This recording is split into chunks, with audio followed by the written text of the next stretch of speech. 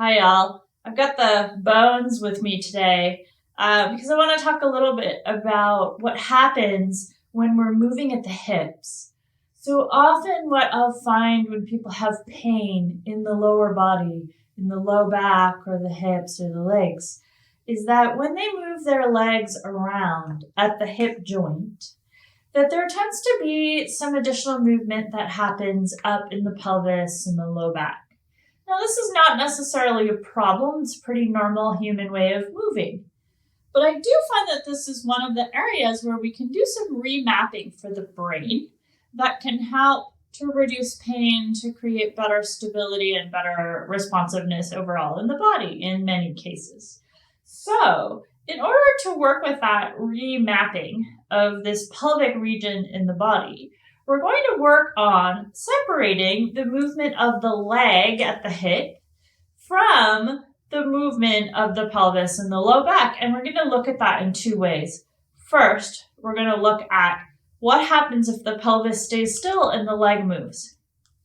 And then we're going to look at what happens if the leg stays relatively still and the pelvis moves. Both of these are really important skills.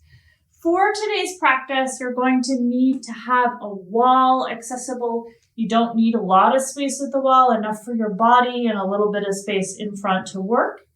If you happen to have a yoga block, you're going to grab a yoga block. If you don't, you may be able to find a similar size household object, a small box, a Tupperware container, even a couple of cushions or a folded up cushion, something like that. Could work very well for this. Or you might choose to just skip it. You do not need to go out and get a yoga block. That's not what this is about. Okay, so we're going to start by standing in front of the wall. Now my feet are a little bit in front of the wall just for balance. The back of my hips is on the wall. Somewhere up in your upper back is going to be up in the wall. And for my body, my shoulders, especially my right shoulder, and my head tend to sit naturally just a little bit in front of the wall. So I'm just going to allow that to happen rather than trying to force them back to the wall. So we're not looking to add more tension into the system here. We're looking to remap things a little bit for your nervous system. So we want to keep everything very comfortable and easy. You're going to take your block and put it between your legs. Okay, now some people are going to want to play a little bit with how you orient that block. But generally speaking, if you can comfortably do it, you're going to put it between the thighs. If it's uncomfortable, don't do it. No worries. Okay, and the feet are going to come out, well, maybe starting, half a foot or a foot in front of the wall. We want to keep that block in between your thighs in such a way that you're not needing to squeeze it, but it's not going to fall out either. So we're looking for that sweet spot there. Notice where the back of your body is on the wall. And then we're going to start by just doing a little micro bend where you're bending at the hips and the knees and the ankles and sliding down the wall a little bit. Okay. Now, if you have an athletic background and you've done wall sits before, you might be tempted to go really deep and show how long you can hold it. Feel free to do that another time. That's a great practice for different reasons, maybe. But it isn't what we're about right now. We're trying to keep everything soft and really pay attention to what we're feeling, right? So you're going to come down a little bit, come up a little bit. And one of the things we're looking for is that as you're coming up and down, everything from the pelvis up to the crown of the head is kind of like it's on an elevator. So it's just coming up and down the wall. It's not twisting against the wall. There's no flattening of the low back or tucking of the tailbone. And you're not needing to squeeze or drop that block as you come up and down the wall. This is working for you. You're going to come down a little bit and hold. Okay, don't be a hero. Come down to where you can hold with ease for a few breaths. Now notice where the weight is on the bottoms of your feet. So see if you can keep some weight in your heels and some weight in the balls of your feet. See if you can reduce any extra abdominal tension or jaw tension or shoulder tension that wants to come in. So you're just hanging out. Now notice if you need to squeeze that block. See if you can just hold it, let it be there. And then you're going to come back up. Okay, so legs moving in the pelvis here. Not a lot happening from the pelvis up to the crown of the head. After you've done a few of those, you can stand away from the wall. Notice how you feel. And then we're going to come back to the wall, and this time we're going to take the feet a little bit wider. Now, you don't have to go super wide. We don't want to be changing much about how your body's on the wall, just taking the legs out by moving the leg bones in the hip sockets. And then we're going to think about lifting the toes of one foot and the ball of that foot, rotating from the upper thigh as much as you can. So the movement happens down here, up here, even though we see the knee and the toe moving. And you're going to bring the foot out about 45 degrees. And we don't need to go very far. You can do the same thing on the other side, lifting the foot, rotating from the upper thigh up by the hip, turning the toes out about 45 degrees or so. Does not have to be super precise. And then we're going to do that little mini squat again. So now you're bending the knees out towards the toes, not forward. And finding out what happens as you slide up and down the wall. Now the two sides should move pretty evenly. So there's no tipping happening through the pelvis. There's no flattening of the low back to the wall or leaning away from the wall as you're coming up and down. You're just going to find a range that feels like you can keep everything from the pelvis and above on an elevator, nice and quiet. And find the movement of the legs and the hips without needing to tense your abdominals or your shoulders or your jaw. And then you're going to come down as far as you want to hold for a little while. Okay?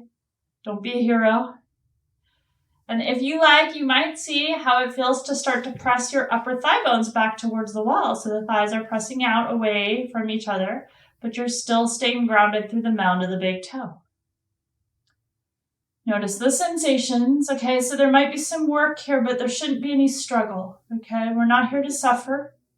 We're just here to explore. You are free to come out at any time. You are free to make less effort if that suits you. Just noticing how this goddess pose variation feels at the wall. And then when you're ready to come up nice and easy, press down into the feet, straighten through the joints of the legs, come back up to standing like an elevator. From the hips, we're going to turn the toes back forward. And then step the feet in, stand away from the wall for a moment.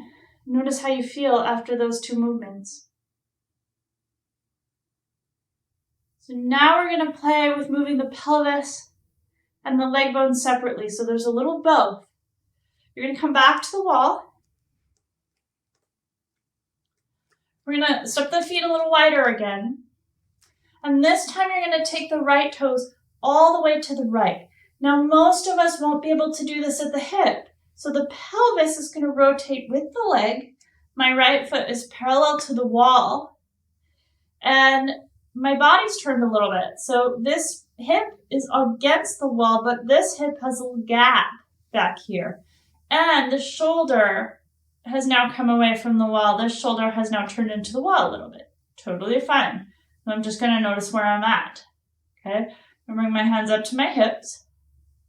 And then I'm going to see if I can keep my feet planted, keep my spine more or less in the same alignment as I move my pelvis on top of my legs to tilt over towards this front foot. Okay. Now there's a couple of things that can happen here. Some of us will notice that what we want to do is turn. So maybe you're feeling your hips slide sideways on the wall, or maybe you're noticing more of your hip coming away from the wall or more of your hip coming into contact with the wall as you're coming over. Maybe something happens in your upper body. So you're just going to use the wall to help you feel. Okay? The other thing that can happen here is that we do more of a side bend up here than we do move the pelvis.